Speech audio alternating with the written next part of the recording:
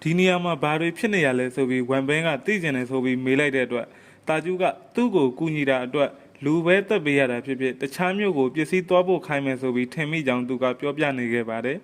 ပြီးတဲ့နောက်သူ့နာမည်နဲ့မြောင်မြောင်နာမည်ကိုမိတ်ဆက်ပေးပြီးတာကျူးကလည်းသူ့ညီမကောပါမိတ်ဆက်ပေးတာနဲ့ထိုင်ပြီးပြောကြဖို့ဝန်ဘင်းကပြောကကိုလာတဘူးလက်ဆောင်ပေးလိုက်ပါတယ်တာကျူးကသူ့မတော့ပဲသူ့ညီမလေးကိုတိုက်ချင်ကြောင်းပြောလိုက်တဲ့အတွက်ဝန်ဘင်းတို့လည်းဘာမှတော့မပြောခဲ့ပါဘူးမြောင်မြောင်ကရှေ့ဆောင်အဖွဲတဲ့ဝင်ဘူးလားမေးတဲ့အခါဝင်ဘူးကြောင်းပြောပြီးဒဏ်ရာကြောင့်နားလိုက်တာဖြစ်ကြောင်းတစ်ဆက်တည်းရှင်းပြလိုက်ပါတယ်ဝန်ဘင်းကအမာယုတ်ကဘယ်လိုရတာလဲဆိုပြီးမေးတဲ့အခါရှေ့ဆောင်အဖွဲတဲ့ဝင်ရသွားကြောင်းပြောပြလိုက်ပါတယ်ရှေ့ဆောင်အဖွဲဆိုတာကပေချမ်းမျိုးကိုတွားပြီးဇွန်ဘီတွေကိုတက်ပြီးအစားအသောက်နဲ့ရွှေကိုရှာကြမှန်းဝန်ဘင်းသဘောပေါက်သွားခဲ့ပါတယ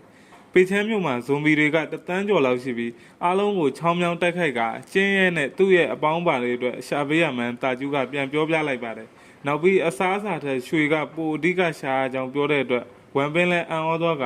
ဆက်မေးတာကြောင့်ကဘာအဆုံးမသက်ခင်ကျင်းရဲကနာမည်ဆိုးနဲ့ကြော်ကြတဲ့အိမ်ချမ်းမြေတထေးဖြစ်ကြောင်းပြောပြလိုက်ပါတယ်ရွှေနဲ့ပတ်သက်ရင်အရန်ယူသွတ်ပြီးအတုံးဆောင်ပစ္စည်းအိမ်သာတော်မှရွှေနဲ့လှုပ်ထားတာကြောင့်ဝန်ဘင်းကကြားဖြတ်ကဓာတွေနဲ့အပြစ်ကျူးလွန်တာနဲ့ဘာဆိုင်လို့လဲလို့မေးလိုက်တဲ့အတွက်အပြစ်တွေကချရရင်တော့အတော်များကြောင်းရှင်းပြပြီးမြောင်မြောင်တို့ဖမ်းတဲ့နေ့ကကျင်းရဲကချင်းချောက်ခဲ့ကြောင်းထပ်ပြောလိုက်ပါတယ်ကျင်းရဲကသူထောင်ထဲကထွက်လာတဲ့နေ့ကျရင်သူ့ကိုဖမ်းတဲ့အတွက်ပြန်လက်စားချေမယ်လို့ပြောပြီးထောင်ထဲကနေတပည့်တွေကိုဆက်ခိုင်းပြီးလုပ်ငန်းလည်ပတ်ခါငွေထိုးလိုက်တာကြောင့်ခဏလေးနဲ့ပဲပြန်လွတ်လာခဲ့ပါတယ်တာကျူးကဝန်ဘင်းကိုကျင်းရဲကိုတကယ်တိုက်မှလာမေးကသူ့မှာကအစားအစာငွေလက်နဲ့တိုက်အကုန်ရှိကြောင်းရှင်းပြလိုက်တာကြောင့်ဒီလောက်အင်အားကြီးတဲ့အဖွဲ့တွေကိုဘာလို့မဝင်မဲအခုလိုနေရတာလဲလို့ဝန်ဘင်းကမေးလိုက်တာကြောင့်တာကျူးကသူ့အတွက်သာကြည့်ပြီးကြံတဲ့လူတွေကိုဖြစ်တယ်လို့စားကိုင်းကြောင်းပြောပြလိုက်ပါတယ်အသားဟင်းရီကကြွက်သားနဲ့လှုပ်ထားတာလားမေးတဲ့အခါတာကျူးကကြွက်သားနဲ့လှုပ်ထားရင်အဆင်ပြေနေသေးကြောင်းပြောကအရင်လကသူစားစရာမရှိတဲ့အတွက်ရှေ့ဆောင်အဖွဲ့တွေကိုဝင်ခဲ့ကြောင်းပြောပြီ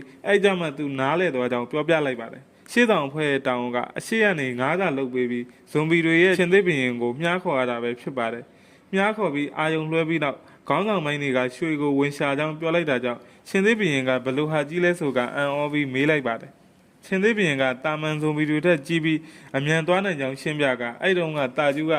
အမြန်ပြေးပေမဲ့လည်းရှင်သေးပြင်ကသူ့ရှေ့မှာရောက်ခါအဖမ်းခံလိုက်ရတာကြောင့်သေပြီးထင်လိုက်ပေမဲ့ရှင်သေးပြင်ကလူကိုစားတာထက်ထိခိုက်အောင်လုပ်ရတာကိုသဘောကျကြောင်းပြောကသူ့ကိုဒဏ်ရာပဲပေးခဲ့ကြောင်းပြောပြီးသူလည်းအသက်မခံရတဲ့အတွက်အခုချိန်ထိနားမလည်နိုင်ဖြစ်နေခဲ့ပါတယ်အဲ့ဒါကြောင့်ချင်းသေးဘရင်ကအန်ရယ်မပြူဘူးအထင်နဲ့နောက်တစ်ချိန်ထပ်ဝင်မှုကျင်းရဲကဖိအားပေးနေကြောင်းပြောပြလိုက်တာကြောင့်ချင်းသေးဘရင်လက်ကလွတ်လာတဲ့အတွက်ဝန်ဘင်းတို့ကအံ့ဩနေကြပြီးဝန်ဘင်းကစနစ်ကိုလှမ်းသိပေးကချင်းသေးဘရင်ကြောင့်မေးပေမဲ့သတင်းအချက်လက်မရှိကြောင်းပြောနေတာကြောင့်ချင်းသေးဘရင်လိုကောင်မျိုးနေတာတွေ့ရင်သူသေးတာကြာလောက်ပြီဆိုပြီးဒေါသတွေထွက်နေခဲ့ပါမြောင်မြောင်ကမျိုးသားတွေစားဖို့ဘာတွေများပေးတာလဲဆိုပြီးအစဖော်လိုက်တဲ့အခါချင်းသေးဘရင်အသက်ခံရတဲ့အလောင်းတွေကိုပြန်သည်ပြီးသူတို့ရဲ့အသားကိုလှီးဖြတ်ပြီးယောဂစွပ်ပြုတ်တဲ့ထဲ့ထားကြောင်းပြောလိုက်တဲ့အတွက်ဝန်ဘင်းတို့လည်းပြုတ်ရညင်တယ်လို့ဖြစ်သွားကြပါတယ်တာကျူးကသူလဲကျင်းရဲ့တပည့်ဖြစ်လာရင်စားဖို့မလိုဘူးထင်ပေမဲ့သူညမကတော့စားနေရမှာဖြစ်တဲ့အတွက်စိတ်မကောင်းဖြစ်နေခဲ့ပါတယ်အဲ့ဒါကြောင့်ပဲကြွက်တွေဖမ်းပြီးမြို့ပြင်မှာဟင်းသီးဟင်းရွက်တွေပါခူးစားနေရကြောင်းသူညမလည်းအာဟာရချွတ်တက်လာကြောင်းပြောပြလိုက်တာကြောင့်ဝန်ဘင်းတို့လည်းတပ်ပြင်းချရုံကလွယ်ပြီးဘာမှတတ်နိုင်ခြင်းမရှိခဲ့ပါဘူးပြီးတဲ့နောက်မြောင်မြောင်ကိုပြောင်းဆန်ထုတ်ခိုင်းပြီး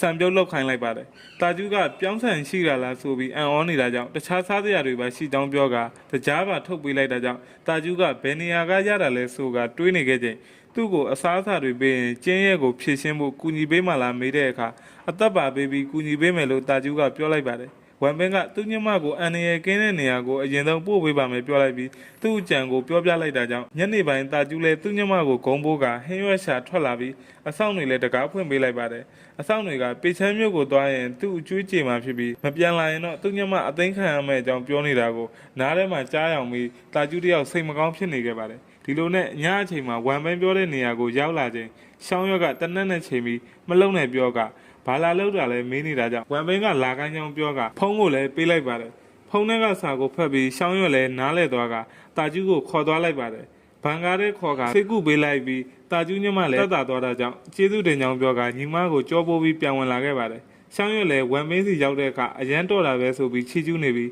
မြောင်မြောင်ကခိုးဝင်ဖို့ဒီလောက်လွယ်တာလားမေးတဲ့အခါမနှက်ပြန်ရှေ့ဆောင်အဖွဲ့နဲ့သွားရမှာဖြစ်တဲ့အတွက်အာယုံမဆိုင်တာဖြစ်ကြောင်းပြောပြလိုက်ပါတယ်ဝန်ဘင်းကကျင်းရဲကိုအမှောက်သိပ်ဖို့အစီအစဉ်ဆွဲမယ်ဆိုတာကြောင့်တာကျူးကလိုက်ပြကအ အဆောင်အုံရဲ့အပေါ်တက်ကကျင်းရနေပြီးအောက်ထပ်မှာလက်နက်တွေရှိကြောင်းပြောကာအဆောင်တွေလည်းအရန်ပေါ်ကြောင်းရှင်းပြလိုက်ပါတယ်ဝမ်ဘင်းကသူပါမနှက်ပြန်ရှေ့ဆောင်ဖွဲ့တဲ့ဝင်ဖို့ပြောလိုက်ပြီးကမှအဆောင်ဦးတဲ့ဝင်ဖို့နီးလိုက်ရှာကြမယ်ဖြစ်ကြောင်းပြောလိုက်ပါတယ်ရှေ့ဆောင်ဖွဲ့တဲ့ဝင်တာမကောင်းကြောင်းတာကျူးကပြောပေမဲ့အကြံသမားလေးကတော့ရွှေလဲရှာပြီးအပြင်မှာသူတို့ကိုတက်ပြက်မယ်လို့ပြောပေမဲ့ရှေ့ဆောင်ဖွဲ့ကိုတာနက်ကင်အဖွဲ့ကလိုက်ဆောင်နေပြီးသူတို့ကပေါက်တူးနဲ့တန်ချောင်းပဲကန်ရကြောင်းပြောနေတဲ့အတွက်ဝမ်ဘင်းကရှေ့ဆောင်ဖွဲ့တဲ့ကိုအတင်းဝင်တဲ့လူတွေကိုဘလို့ထင်လဲမေးလိုက်ခါစိတ်ပြောင်းလဲလို့ဖို့လွယ်လားဆိုပြီးမေးနေတာကြောင့်လွယ်ကူကြောင်းတာကျူးကဖြေလိုက်ပြီးစားစရာသာပေးရင်မင်းတို့အလုတ်လုတ်ပေးမယ်ဆိုပြီးရှင်းပြလိုက်တာကြောင့်ဝမ်ဘင်းကကုဘတုံထဲကနေကြောပိုးရီတစ်လုံးထုတ်ပေးလိုက်ပြီးတနက်တွေကိုတွေ့ရတာကြောင့်တာကျူးလဲပြောပြီးဘယ်ကရတာလဲဆိုပြီးမေးလိုက်ပါတယ်ဝမ်ဘင်းကအရင်မျိုးမှာတုန်းကဒေသခံဂိုင်းတွေကိုရှင်းပြပြီးရခဲ့ကြောင်းပြောပြလိုက်ပါတာကျူးကဒီပစ္စည်းနဲ့ဆိုရင်ကျင်းရဲကိုတတ်နိုင်လောက်တယ်လို့ပြောတာကြောင့်ဝမ်ဘင်းကသူကရှောင်းရွက်နဲ့မြောင်းမြောင်းအတွက်စိတ်ပူကြောင်းပြောနေချိန်မြောင်းမြောင်းတို့နှစ်ယောက်ကရောက်ချလာတာကြောင့်လှမ်းကြည့်လိုက်ချိန်ရှောင်းရွက်ကအကိုကြီးဝမ်ဒီဝစ်စုံနဲ့လိုက်လာဆိုပြီးမေးလိုက်တာကြောင့်ဝမ်ဘင်းလည်းမျက်လုံးပြူးသွားရပါတယ်တာကျူးကဝမ်ဘင်းကိုသူတို့နှစ်ယောက်နဲ့ကျင်းရဲကိုဆွဲဆောင်စေချင်တာလားဆိုတာထပ်ပြီးတော့မေးလိုက်ပါတယ်